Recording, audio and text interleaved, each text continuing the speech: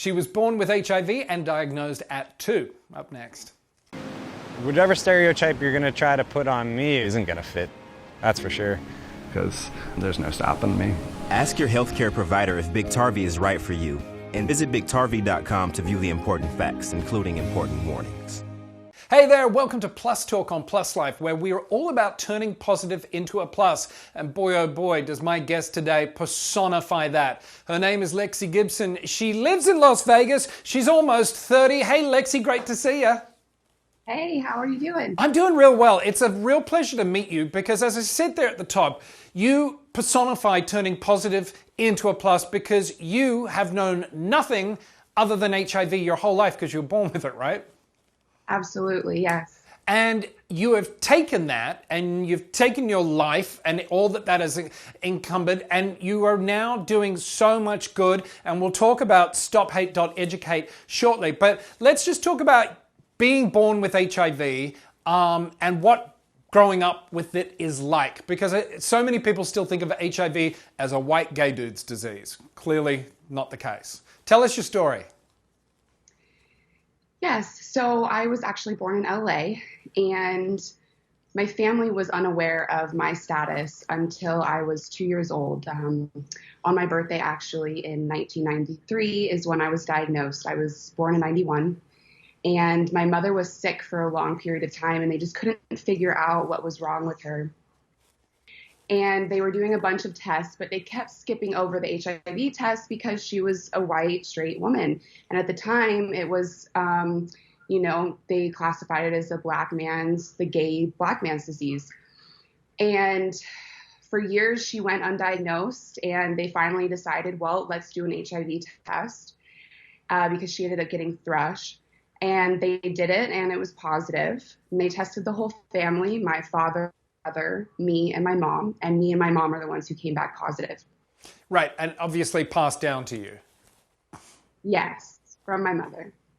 Yeah, she was unaware.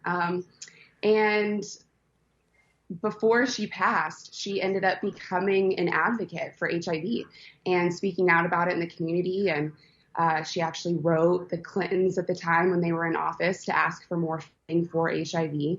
And because she did that, she ended up getting a lot of backlash in her community from other people who were terrified. Because at that time, it was around when Magic Johnson was in a fight of whether he could play ball or not. And they had known that it wasn't spread through saliva, but people were still very scared, and they questioned everything. So people didn't want me around their children. And at school, in my elementary school, I had my own bathroom, my own water fountain, my own corner of the classroom. If I spit, I was sent home. If I bled, I was sent home. And so it just got to the point where, as a little child, I realized that if I, bit my fingers and made my cuticles bleed, I could get sent home and the bullying would stop. Wow. So you were doing it on purpose to get out of school, to get away from the bullying. When did you realize that what you had was HIV? At what age were you when that sort of sunk in? Because I guess as a little one, you don't really put all that together. Yeah, it was about third grade, I would say, when I realized, I have this. Because, I knew I was taking medicine all the time. And I was actually a guinea pig for the HIV medicine at UCLA Hospital. So they did so many tests on me. And I was taking 36 pills 3 times a day at one point.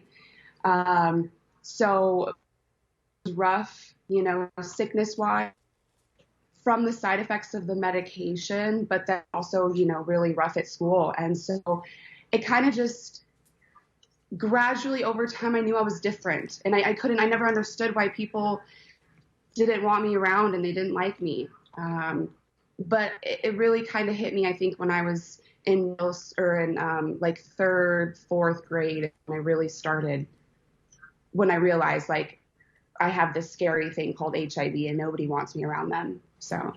And at what point, do you ever remember the point where you were able to turn around from, I have this really scary thing and no one wants me around and I'm perceived as dangerous, to knowing within yourself that you weren't what you were being called? And how did you overcome that?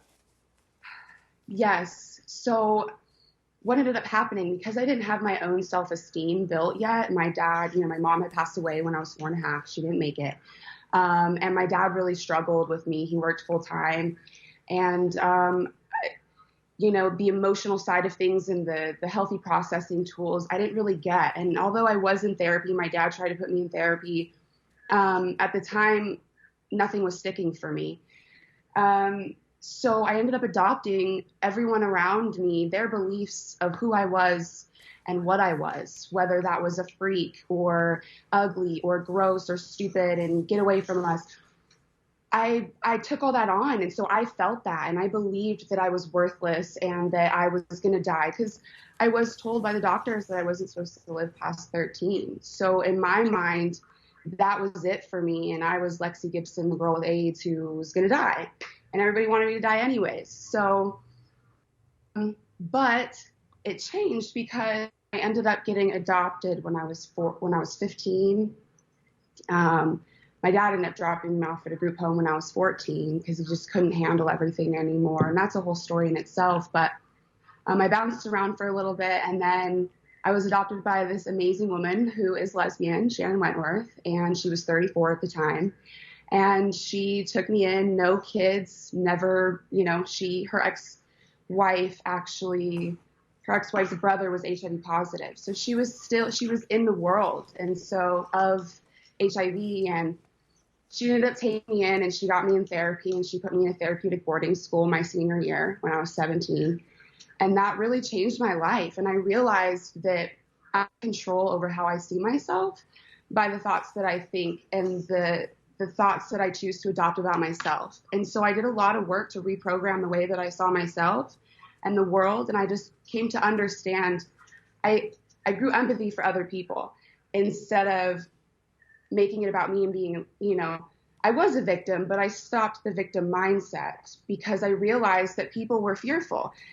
I'm amazing, but just because, they don't have the information, it doesn't mean that I am all of those things. So I was able to overcome all of that and just feel like I'm done taking on other people's idea of who I am. And I created who I was, who I am. That's amazing at such a young age that you can process all of that. And that is, by the way, I think the power of therapy. And I'm a big advocate for therapy. But what would you say to other young people out there who may be in similar situations that you were going through, other than, if you can, get into therapy? But how do people overcome that like you have?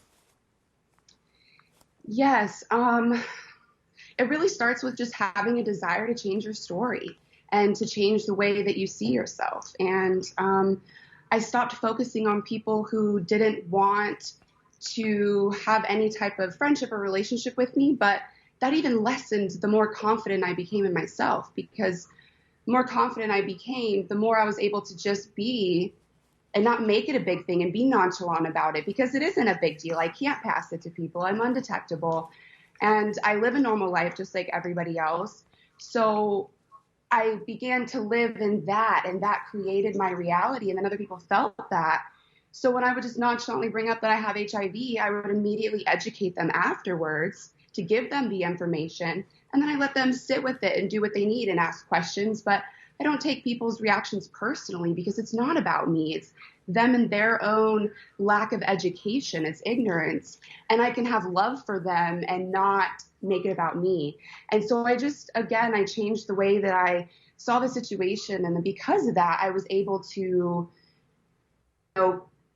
you change your mind, and then the rest of your life follows after that. And so it just kind of all set in, and the confidence really changed everything. And it starts with, the way that I saw myself. And I wanted a different life. And so I created that. And you are a big HIV advocate. So when you're out there trying to smash stigma, what do you have you found so far have been the most effective ways to break through that stigma and change people's minds about what it is to have HIV? I think really just by being me. And that's also what I realized, is that the more that everyone keeps hiding, we're not showing the world, one, how many of us there are, and how normal of a life we live, and that they would see that oh, wow, you take medicine and the virus is undetectable and you can't pass it, and, oh, I'm not having sex with you, so it's not even something that I even need to worry about. But even then, if I am, there's an extra preventative, or just be undetectable and we're good to go, so, No, you're right. I mean, and it's just visibility matters, I always say. I want to talk about stophate.educate. And I know that sort of started really in the HIV sphere for you. But, and I would think that the events of the last 18 months have also helped really broaden now what stophate.educate does and means. Tell me a bit about that. Yes. So, what ended up happening is I started, I launched my first YouTube video some years ago, probably about 6-7 years ago. And I got so much feedback from people wanting help. And at the time I was in school for human services to get a bachelor's in human services. And I knew that I wanted to start with HIV and then move into mindset and coaching and stuff. But I didn't know how that was going to happen. But it was just so beautiful because I posted my first YouTube video and I was already creating a therapeutic program for another business to do an HIV section of psychosocial rehabilitation and basic skills training. And then all of these people started reaching out to me and were asking for help. So it's like, I'm just going to turn this into my own program, a nonprofit. And in my first video, in the end, I actually, part of my script when I said thank you was, let's stop the hate and educate. And I'm like, oh my gosh, that's the name. Because, and then from there, I just continued to do one-on-ones with people and coaching and just outreach through social media. And I knew I wanted it to be bigger than just HIV. And so it's currently in a rebranding phase right now, but I changed the mission from HIV education and outreach to ending hate and discrimination in all forms through education and love. And I'm really big just on, healing all these different areas where people are experiencing discrimination by reaching the people who are maybe spewing hate, meeting them with love and patience and education, because that's really what changes it. Because when we yell at people and we get upset, oh, you're so stupid, you don't know what you're talking about, they're not going to listen. So if we understand that they just maybe don't have the information and everybody comes to take things differently, we can meet them with love, give them the information, let them sit with it, and just keep focusing on the fact that there is beauty and it will get better, and we just got to keep doing this all together. And we are all on board for that. Lexi Gibson, thank you so much for your time and for all the hard work you do, not just destigmatizing HIV, but with everything with stophate.educate. Really great to chat with you. Thanks so much, Lexi. Thank you. See you. See ya. That's all the time we have for this episode of Plus Talk. If you want to find out more about stophate.educate, we'll have all the information up on our website. That's pluslifemedia.com, and you can follow us across social media platforms. We are at Plus Life Media. Until next time, stay safe, wash your hands. Thanks for watching. See you soon.